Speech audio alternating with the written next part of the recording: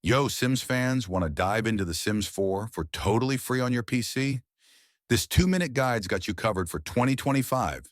If this helps, smash that like button and subscribe. Let's get rolling.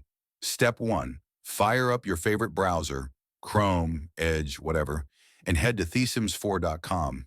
It's the official Sims site, and I've got a direct link in the description, so you can just click that. Once you're there, you'll see a big Download Now button. Click it and check this out. It's $0, completely free for the base game.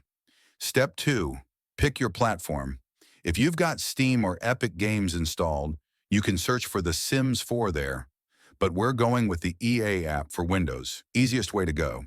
Click Download EA app for Windows, and it'll save a small installer file, about 50 megabytes, to your Downloads folder.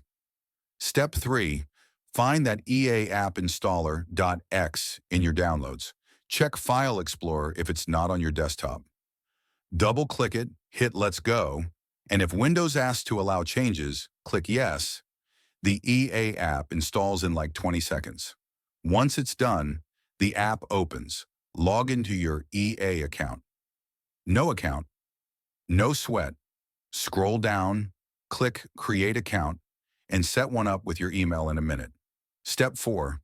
In the EA app, hit the top search bar and type The Sims 4. You'll see The Sims 4 free-to-play pop up. Click it, then hit the blue download button. It's about 40 gigabytes, so grab a snack if your internet's slow. Keep the default download settings and click Next, then Download.